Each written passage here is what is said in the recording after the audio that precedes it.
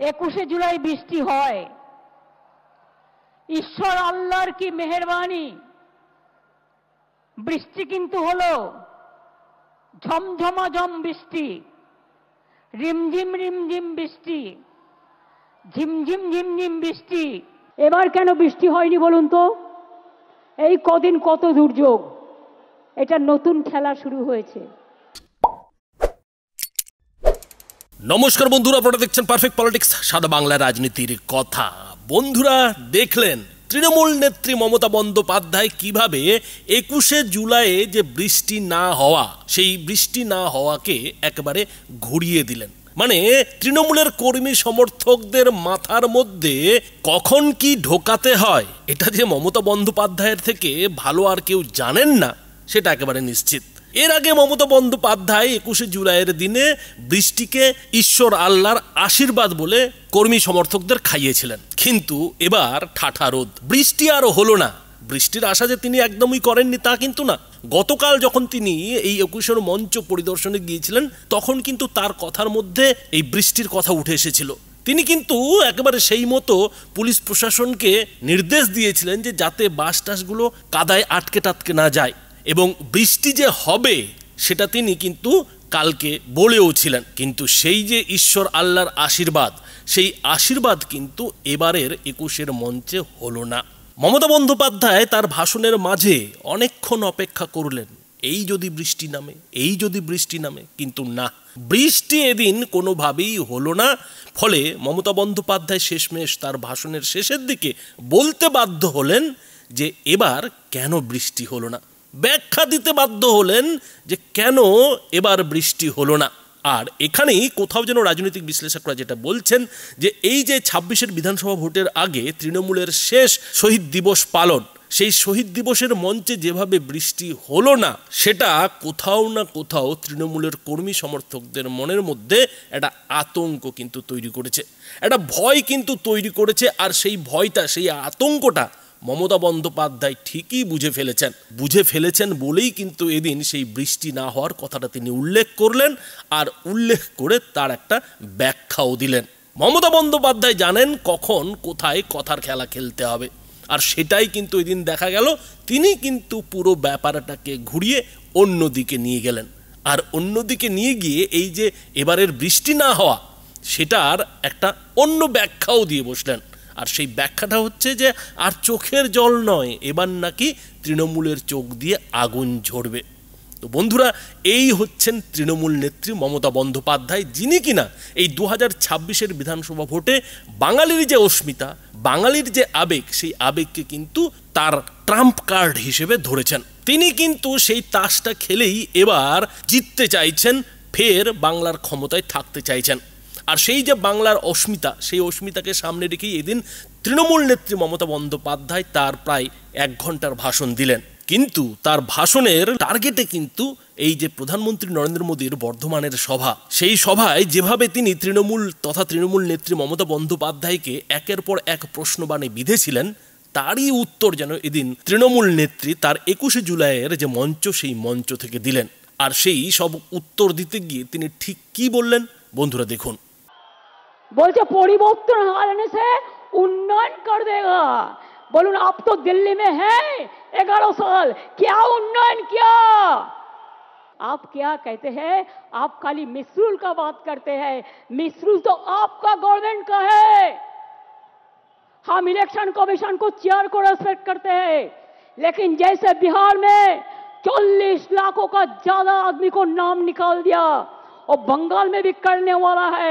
अगर करेगा तो घेराव कर्मसूची करेंगे, पूरा घेराव होगा, पूरा आंदोलन होगा। हम नाम काटने नहीं देंगे, हम नाम डालने नहीं देंगे डिटेंशन कैंप में। अरे जो आईन है आपका, जो कानून है, इसको हम बातिल करेगा, हम इसमें हम चेंज करेगा।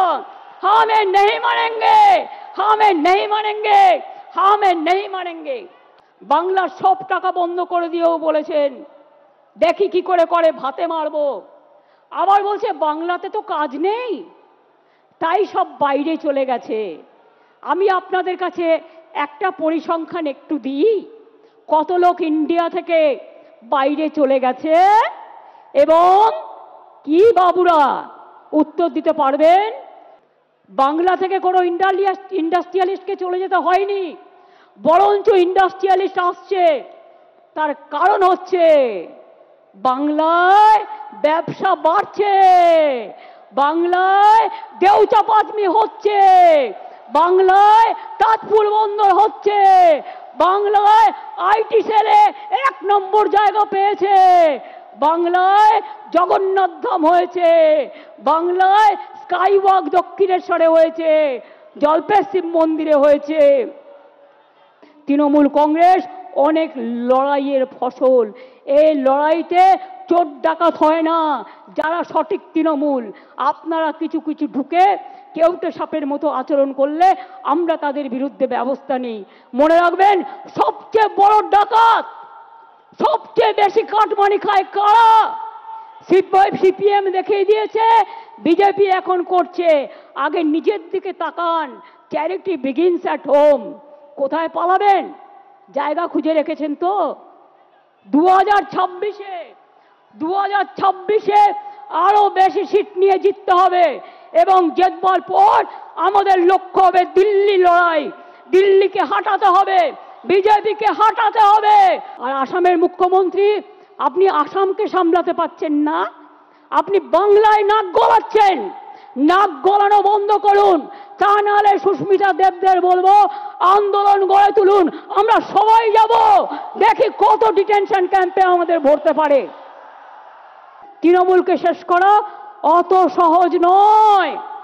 যারা ভাবছেন মমতা ব্যানার্জিকে রোজ গালাগালি দিয়ে, অভিষেককে গালাগালি দিয়ে, চন্দ্রিমাকে গালাগালি দিয়ে, তৃণমূলকে গালাগালি দিয়ে এবং স্ক্রল করে তারা পার পেয়ে যাবেন, তারা সোশ্যাল নেটওয়ার্কে মহাশূন্যে পৌঁছে যাবেন আর ইনকাম বাড়াবেন। আরো টাকা চাই আপনাদের। আর কত টাকা হলে থামবেন? সবাইকে চোর বলছেন, সবাইকে ডাকাত বলছেন, লজ্জা করে না?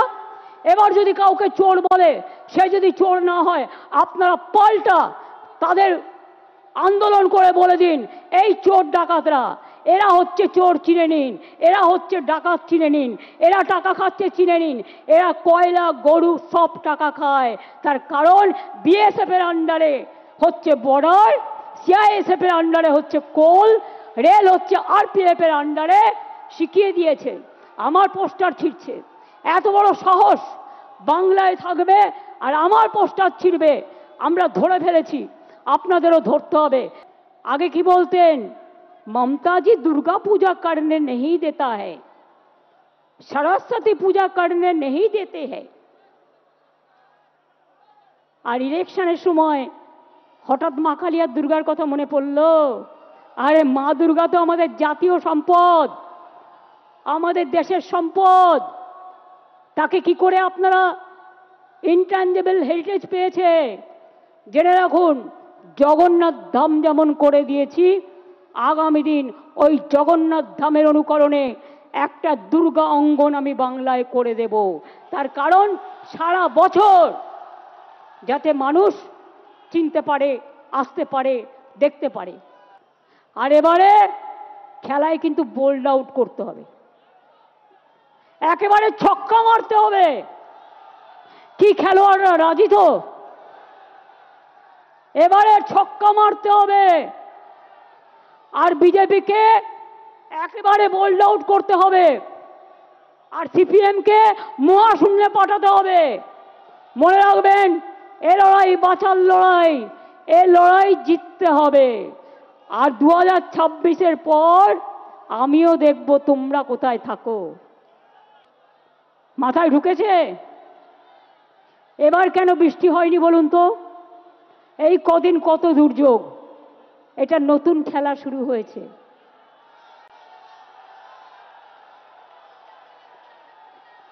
সূর্যদেব বলছে চোখ দিয়ে জল নয়, চোখ দিয়ে আগুন বেরোবে। আর সেই আগুনে যারা কুৎসা করছে, চক্রান্তকারী, অপপ্রচারকারী, তাদের ইঞ্চিতে ইঞ্চিতে তৃণমূল কংগ্রেস জবাব দেবে। এটা মাথায় থাকবে, মাথায় থাকবে। আর যে পরিবারের লোককে ডিটেনশন করবে তার বাড়ির সামনে বসে যাবেন। বিজেপির নেতাদের জবাব দেওয়ার জন্য। কথায় কথায় আমার বাড়ির সামনে যাওয়া, কথায় কথায় নবান্ন অভিযান, তাহলে কথায় কথায় আপনাদের নেতার বাড়ি অভিযান হবে না কেন? বলুন এবার। আমরা তো এগুলো করিনি। আমি আগের বার বলেছিলাম বদলা নয় বদল চাই, তাই আপনাদের গায়ে কিচ্ছু হাত দিইনি, কেউ দেয়নি। তৃণমূল কংগ্রেস কর্মী মারা গেছে, হাজার হাজার তৃণমূল কংগ্রেসকে আপনারা মেরে ফেলেছেন, আমরা তাও হাত দিইনি।